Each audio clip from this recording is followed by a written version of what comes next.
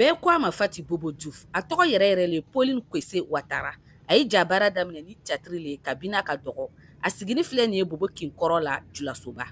O tun bi casting dɔ de kɛra film dɔ tun bɛ yen ko Au Royaume d'Abou bɛɛ ye film sɔrɔ ka filɛ ni o tun b'a fɔ Abou ma ko Kameliba Abou Kameliba ka cinéma donc ne y'a daminɛ n'o de ye ça c'était en 99 2001 na tubabucɛ nana ka na n ye o réalisateur kelen-kelen don an b'a fɔ ko Ala ka hinɛ arabi n'o ye Patrick Martine donc a nana ka na kuma n fɛ ani Suke n ma sɔsɔ n taara fana a ye papier di yan n y'a kalan n ye papier nin kalan fana min na a bɛnna n ma Fati ka rôle de bɛnna n ma. Ama ye muso tɛ don ko ra nɔgɔma bi yala ele degun dɔ sɔrɔ cinéma n bolo kan wa.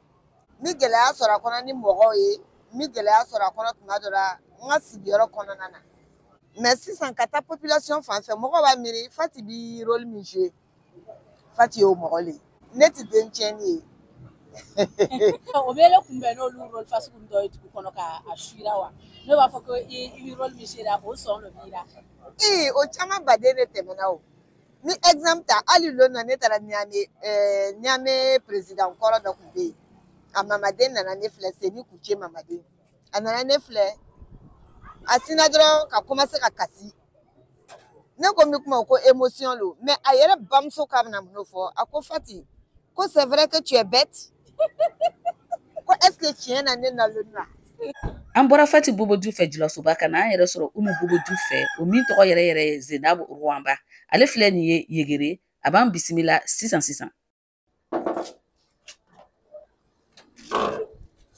Yɛrɛ tilenna Asumawadu Dimaya an b'a ye a cɛsiri no kosɛbɛ baarada na a yɛrɛ ka di a dusu fana ye yala muso bɛ ni jɔyɔrɔ belebele ye cinéma tagabolo kan farafinna wa. Muso kɔni bɛ ni jɔyɔrɔ belebele yɛrɛ de ye film tagabolo kan parce que ne ye muso réalisatrice bɛ yen musow bɛ yen mun bi technicien b'a kɔnɔ journaliste bɛ yen jɔyɔrɔba bɛ muso fɛ film tourné kɔnɔ tel que Apolline Traoré ninnu Aminata Glaise olu bɛɛ réalisatrice ye an ka jamana kɔnɔ. A y'a b'a dɔn tuma caman ni muso taara k'a bɛ taa baara ɲini ni cɛ dɔ b'a ɲɛfɛ i bɛ taa sɔrɔ peut-être o bɛ kan kirikaraw fɔ a ye olu ɲɔgɔnna se ka ca aw ka baarada ninnu na. A kɔni an b'a ɲɔgɔn kunbɛn siɲɛ caman ko n'i ma nin kɛ bon o bi i yɛrɛ b'a dɔn ko o bi fɛn dɔ de fɛ quoi. A bɛnna n'a sugu dɔ ye. Bon ne kɔni n bɛnna n'a ye mais a tɛmɛna. Papa Gengane. Ça va? Ça va. A yera film babaw ra an minnu la i n'a fɔ Kalifa Gonbɛlɛ Si un rêve de Python Sunjata Keita L'héritage du griot cinématographie en carton Tasuma Takami L'œil du cyclone o ka ca o tɛ se ka fɔ san 30 ni kɔ tɛmɛni kɔ a bɛ se ka mun de fɔ Burkina Faso cinéma kan. Bon, en tout cas, je ne sais pas si Burkina Faso ka cinéma kan a bɛ benna dɔɔnin. À l'heure actuelle, Cameroun commence à manger dans le cinéma. C'est devenu une profession. Allez, le kera kabara. Mais ici, il me faut dire, Mia essayé, au matin, les Ouattara, Delphine, on mène film na donné. Mais Bibina, ils sont obligés qu'un restaurant yélé, qu'à tout kata baraka, ou le yo, kadoumi.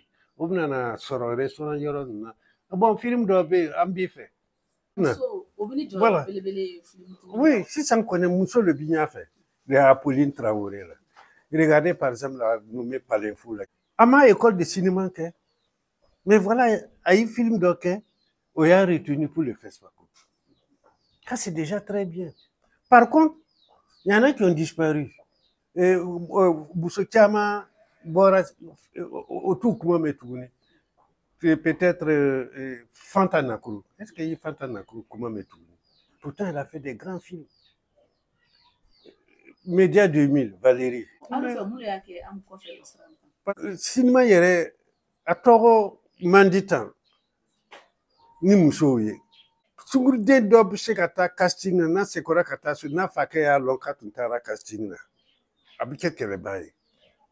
Parce qu'on croit que a bɛna tiɲɛ. Wari sɔrɔ yɔrɔ la musow ni cɛw ka wariw sɔrɔ cogo ye kelen ye. Non, non, non, musow bi cɛ wari pour ça au Burkina Faso il y a pas trop d'injustice. C'est que peut-être autour muso caman le ta.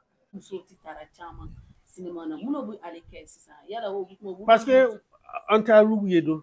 Pour que muso ka se ka kɛ cinéaste il faut qu'elle soit vraiment indépendante. Fakɛ n'a bamuso o ye sira d'a ma. Voilà, ou bien furu cɛ. Mɔgɔw laani don Bobo Dioulasso musow ka cinéma ɲɛtagara i n'a fɔ Ale Sangare Lonko ni kɔrɔlen ko Les Bambous tigi. Ne FESPACO yɛrɛ créera ni musow de ye. Madame Salambere, c'est une dame. Elle est membre fondatrice. Muso jadilanlaw bɛ taari kɛra ɲinaka FESPACO ɲɔgɔn dan na i n'a fɔ Chloé Aïcha Boro min yɛrɛ ye étalon d'or sɔrɔ san 2019 a ka documentaire sababu la.